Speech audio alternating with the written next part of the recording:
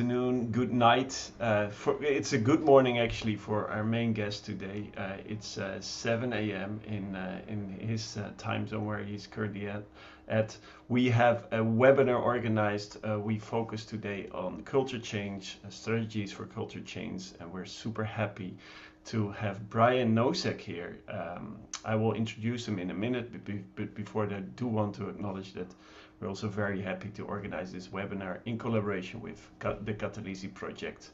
The more, I always think, the merrier how we can organize these things, because I think one of the pillars of culture change is exactly community building, and this is what we try to do with NRIN. Before I forget, my name is, by the way, Juri Tijdink. I'm a researcher at the Amsterdam University Medical Center, and in my free time I also am a clinical psychiatrist, but mainly focusing on research. And today, as I said, we have Brian Nosek here. Brian Nosek is co-founder and executive director of the Center of Open Science. A lot of people already very familiar with this center that operates the Open Science framework. That is registering studies, achieving such results. Brian is also a professor in the Department of Psychology at the University of Virginia. He received his PhD from Yale in 2002, and in 2015 was named one of Nature's top 10 influence list. But for today, we have him because he wrote in 2019 a very, very interesting blog post called Strategy for Culture Change. And this is exactly why we invited him, because this, we call this here, at least in the Netherlands, we call this the Nosek pyramid, because it gives us so much. It might be a simplification, and we're hopefully going to talk a little bit about that as well, about potential critiques of this pyramid. But essentially, it helps us so often and so much to think about, okay, what do we need to actually change? And change is always how can we further our aims to improve responsible research practice? And I think this is one of the core missions of the Center of Open Science, also the mission of Brian himself, and also the mission of NRIN. So I'm very happy that he's here.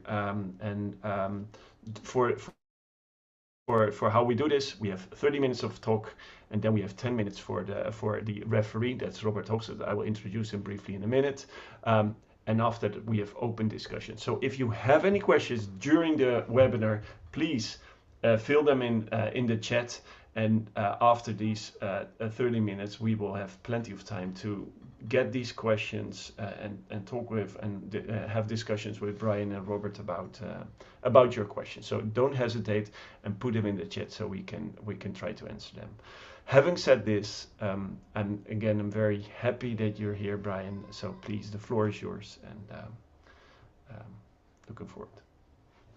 Thank you, Juri, and thank you, everyone, for joining today. I'm delighted to have a chance to chat with you about culture change and our approach and challenges that we've experienced that you might see, and ways that we might continue to improve the integrity and trustworthiness of research. The culture change movement, or as a reform movement, has really been active over the last decade in a way that is expansive from how it has been historically. Science is always looking for improvement and opportunities to do better, but there certainly has been a great deal of attention to how we might coordinate that improvement in ways that could advance scholarly pursuits and accelerate discovery of knowledge and treatments and solutions to help with the challenges that we face in humanity. So what I'd like to do very briefly is just talk about some of the things that are assets to that culture change effort, and then some of the risks and challenges of how that can be implemented effectively to meet the goals that we have to improve research practice. And then hopefully we'll be able to have some good open discussion about it. So let me start with those assets. What are the things that we have that are potential benefits for making it easier for us to advance the aims of shifting the research culture towards greater integrity and trustworthiness of research. The first is that there is some articulation of potential norms or goals that we have for how we think the research culture should operate. A popular one, of course, is Merton's norms that he developed in the 1940s and 50s, listed on the left. And then there's articulation of potential counter norms, contrasts to those norms that are alternative ways that we might think of scholarship operating. But the real asset is beyond just the articulation of potential norms, is that there is community agreement to some extent about the aspirations of how we want science to operate. So Anderson and her colleagues, for example, asked people, which do you think is how science or scholarship should operate, the norm or the counter norm? And they went through each of those listed on the prior page. And at the top, what you're seeing is that 90% of the respondents in gray endorse the norms as the way they think science should operate over the counter norms. And in black are those that said, no, I think science should operate by the counter norms over the norms. In the middle is not what they endorse, how they think science should operate. It's how do they behave in their everyday life.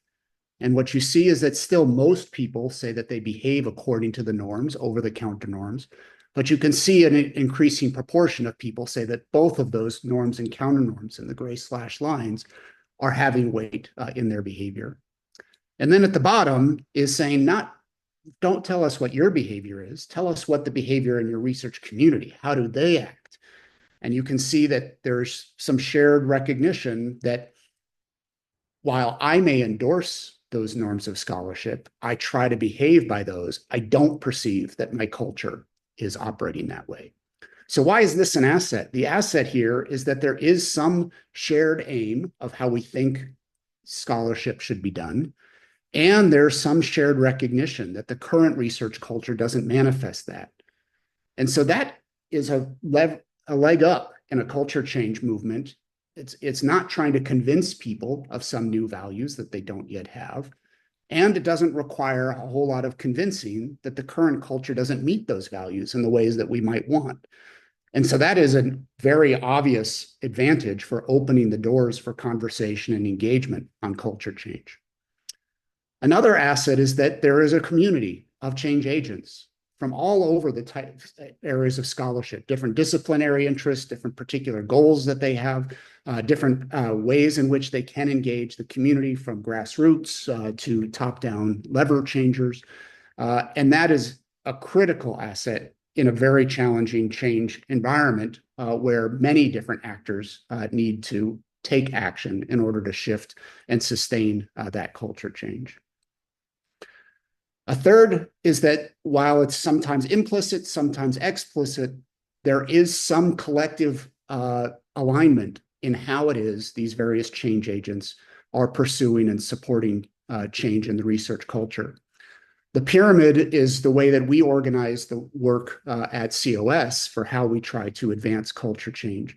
But it also is a sort of a general description of how you might organize the variety of different efforts that are occurring among different community contributors to try to advance change in the research culture.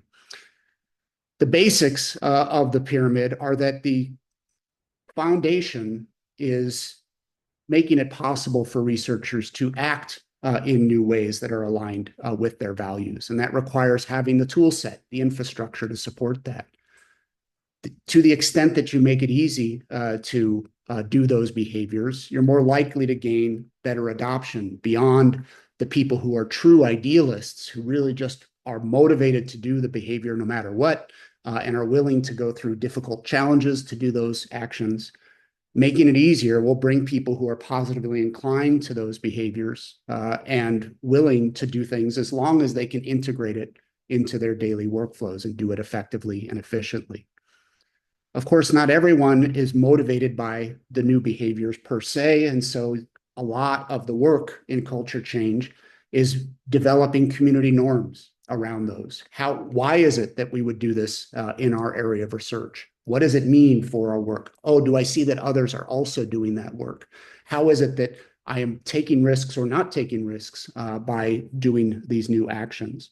So a lot of the grassroots work in culture change is about community development and engaging that community and how these actions can help in advancing one's goals and aligning with one's values.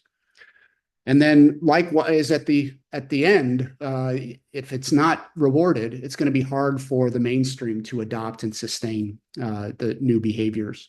It has to be aligned with how one engages as a researcher, or else it will be an impediment. I can do these things because I value them, but if I have to do other things in order to have a job and keep my job, then I'm going to constantly be in tension between the things that I need to do to be in the field and the things that I want to do because I value them. And then for those things that are universally or clearly scoped for how it is they can be used effectively, integrating them into the requirements of how that work is done. Reporting conflicts of interest, for example, is becoming a common requirement, gets instantiated in policy. So those collectively are each necessary, but none of them alone are sufficient to advance culture change from our perspective. And they're organized this way because if the infrastructure is ineffective, then it's going to be very hard for reward system changes or policy changes to be implemented effectively. And so the success of higher levels on that pyramid are contingent on successful implementation at lower levels of that pyramid. It doesn't mean that they have to occur in that sequence. Culture change is messy. All of these things are happening at the same time, but they are interdependent from our perspective and how they work. And that adoption curve that's turned on its side to the left is sort of indicating that if you don't have the norms and rewards in place, then you're not going to enter the mainstream. Just providing infrastructure and make it easy is only enough potentially for those early adopters, people who are truly motivated by the behavior. Okay, so we'll talk more about that, but one more asset to raise is that in addition to having a concept of how it is we can engage and change behavior, we also have lots of tools that people use implicitly or explicitly to determine what behaviors to change and why should we change those behaviors and how far should we go with that behavior change.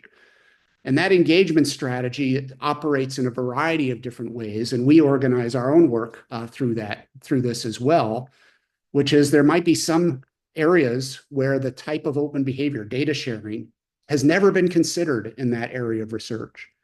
And so you have to engage that community philosophically. Why is this relevant to us? How would it work? What opportunities would it provide for us to do that thing? And then to actually initiate the behavior change, you have to try things out. You have to see, just like in many areas of research, you have to see, does it actually do something? Could we do it in this field? And then can we evaluate whether it's actually working? How is it that data sharing seemed like an easy concept to apply in this domain, but does it manifest in ways that are surprising, that create unintended consequences and risks, security risks that we weren't thinking through when we started to implement data sharing in that domain? And then once we're convinced that this is something that is worth doing, how do we make it more effective? How do we make it more efficient so it's not just a huge administrative burden for researchers to do it? And then can we, as adoption grows, be looking for those opportunities to clarify where it works and where it doesn't work, or how it needs to be adapted to work effectively? So all of those are general opportunities for advancing culture change in the open scholarship space, but also more generally. What I want to spend the rest of the time on is just highlighting some of the risks of implementation of those assets in advancing effective change for research culture. And hopefully this will be where we have some rich discussion. Sometimes we think about risks in the context of culture change as frustration that others aren't making the changes that they need to make for this to work. And those are certainly true. Many different actors have to make changes in order for good reform to be enacted.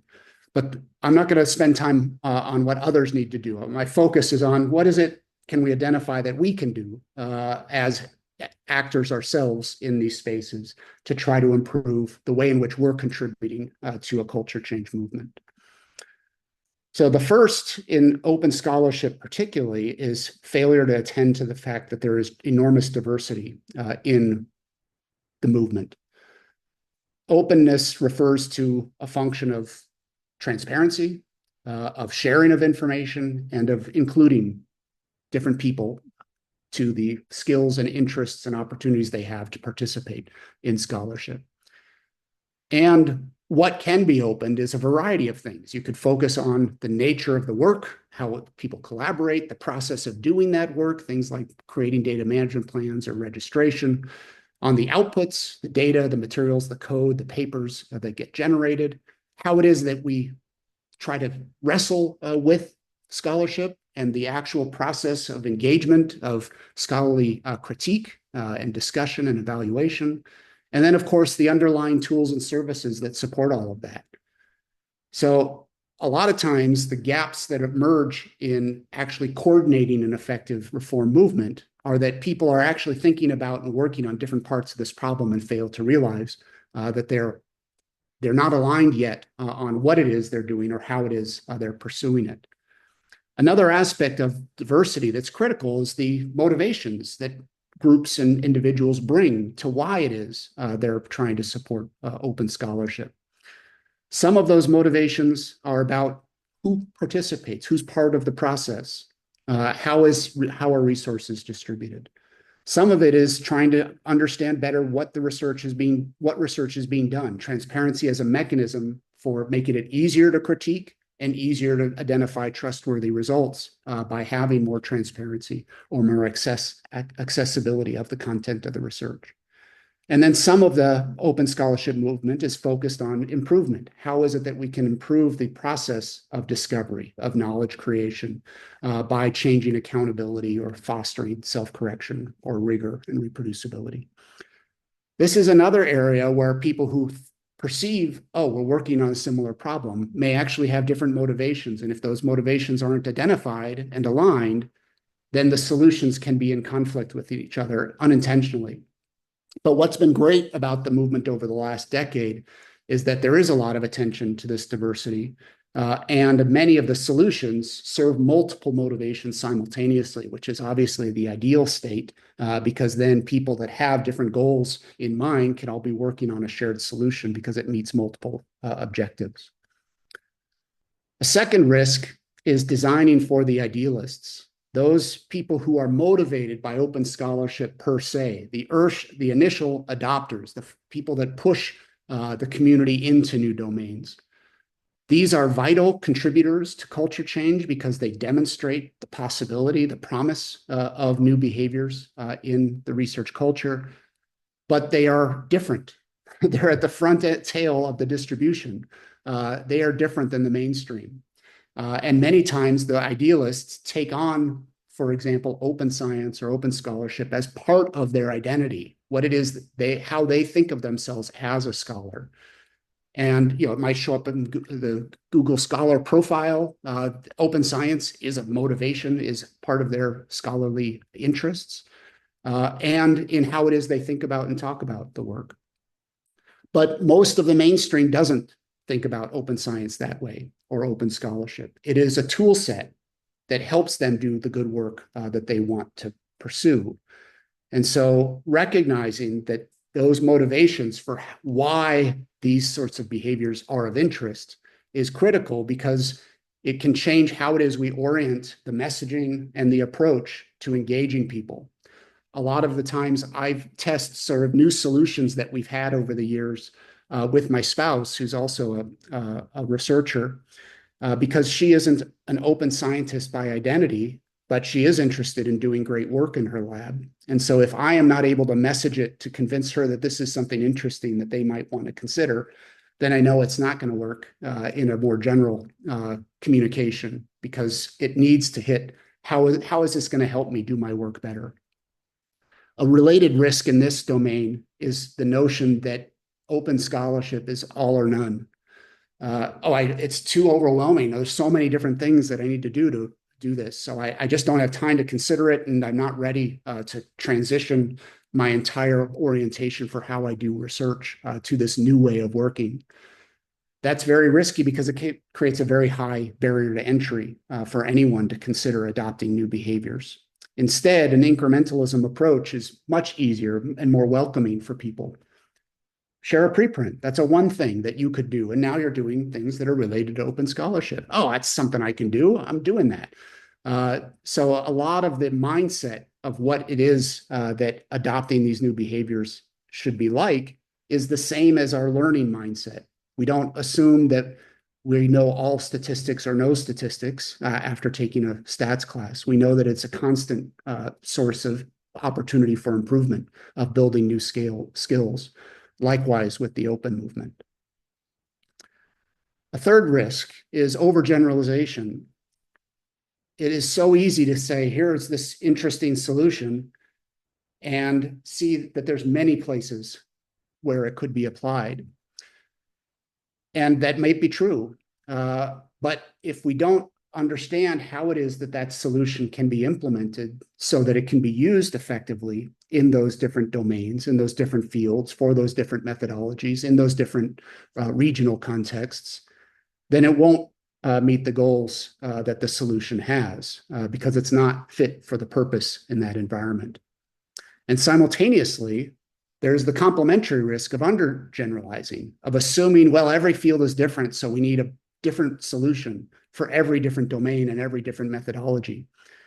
And by doing so, we can silo without needing to, because they actually do have some shared solutions. We can create redundant effort of having to do the same thing over and over and over again, create separate infrastructures over and over and over again for different disciplinary domains and methodologies. And we prevent scaling because it is hard to aggregate that interest and engagement and to work on the opportunities to translate across fields and domain, build communities at the intersections of different fields, and the recognition that so much work is interdisciplinary. So the two, overgeneralization and undergeneralization, are two sides of the same issue, and they really need to be addressed simultaneously to more effectively manage culture change. One is, that's an obvious issue that comes up all the time in open scholarship, is that different words are used for the same concepts across disciplinary domains. So is it a treatment arm or an experimental condition? Those are effectively the same concept, but used differently in different domains. So a lot of the work can be helping to do the translation, to help different domains see the commonalities that they have in the practices themselves, but get translated into the terminology and the way in which they think about and organize that work. A second part is to, in any implementation, is always be looking for the conditions under which it applies and does not. It may seem obvious that it could apply, or we may be skeptical that it will apply, but that testing of how it does, where it does, and where it doesn't, and then adapting the solution for those, the barriers that emerge, will foster a mindset that we use this quote all the time internally is, when we can provide a standard, that's great because it's a common solution that's easier to scale and maintain.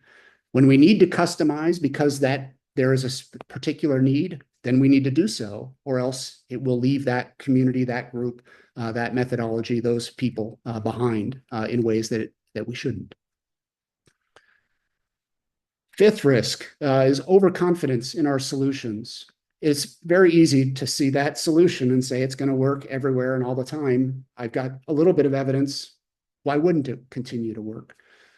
And even if the theory might be correct, a lot of the challenge in culture change is the implementation and how it is that we translate those ideas into actual practice.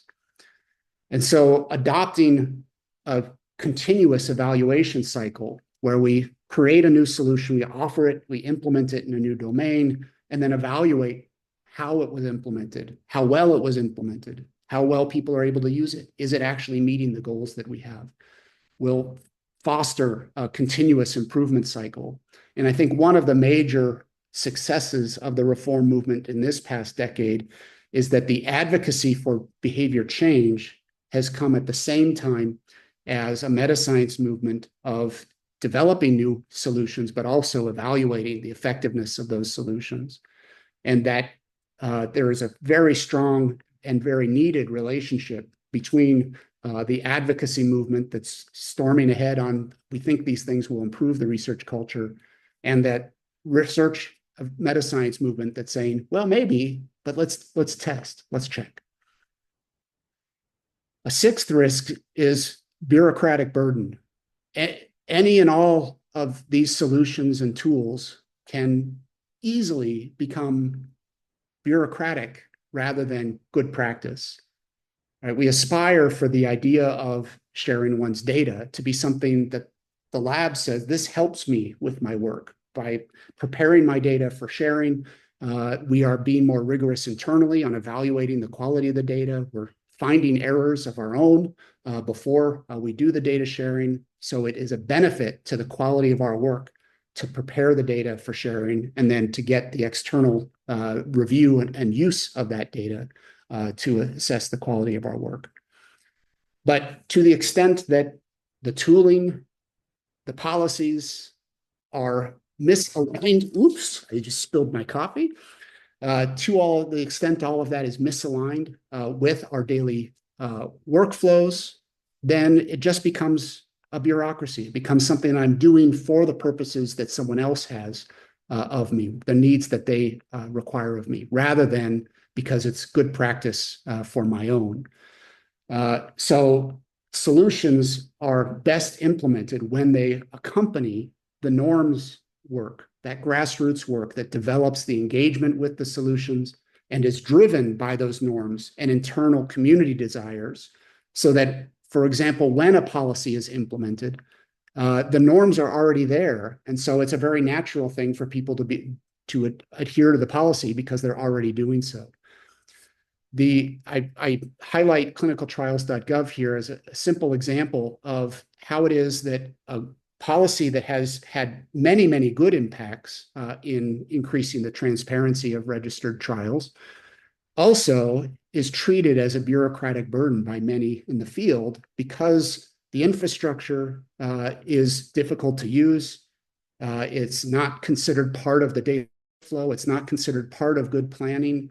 And so there are even institutions in the US, at least, that have offices that are administrative offices for making sure that those forms are completed, rather than the ideal, which is the registration process, is part of the researcher's workflow, where they're thinking about planning and getting ready to do that work and using the tools to support it, rather than I just have to fill out these forms.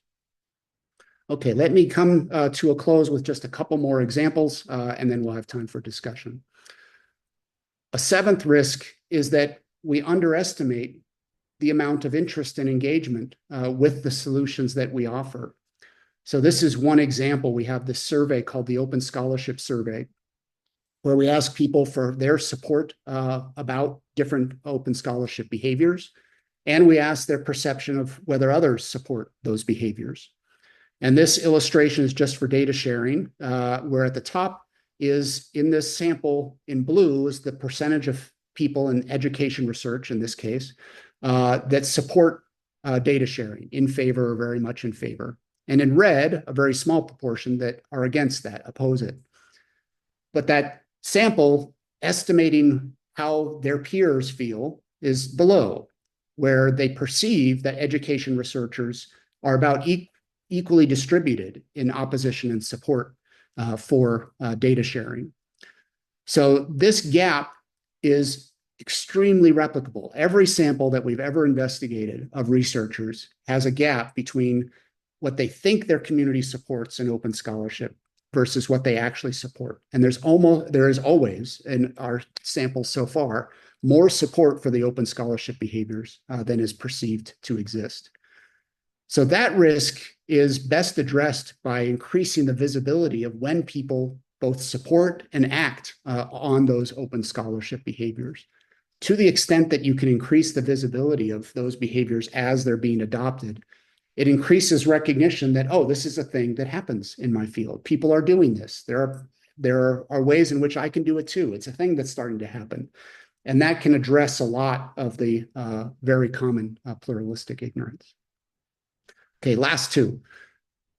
Risk is treating the symptoms rather than the causes of failures in open scholarship.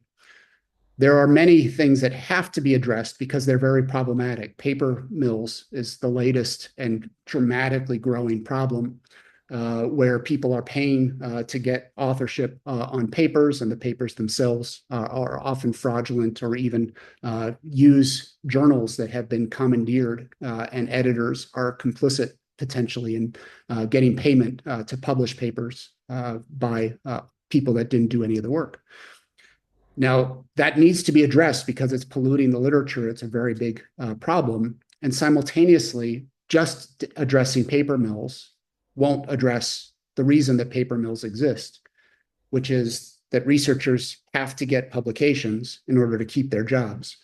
And in many cases, there are very draconian rules for what researchers need to do in order to keep their job in terms of publishing, and without resources or labs or otherwise to do it.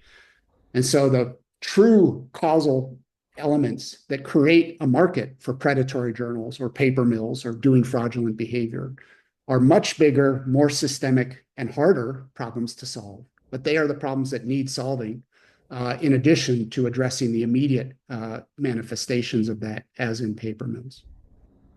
And then the final challenge is why we're here, which is it's a complex social system. There are many different actors. There are many different agents that create the reward structures, that set the norms, that foster training, and develop the community of practice around doing the most rigorous, highest integrity research that we can. And addressing that coordination problem is critical because no one actor can change the culture on their own. And so shifting with each other in alignment, in concert, is the key for making that change movement not just scale, but actually sustain and survive at the end. And so I appreciate everybody's work in trying to advance a higher integrity research culture. And I'm so pleased that there are so many opportunities to collaborate and communicate so that we can make progress together. So I will end with that, invite questions and discussion. If you want a snapshot there, these slides are available at the link at the bottom. So thanks very much, everybody, for your time.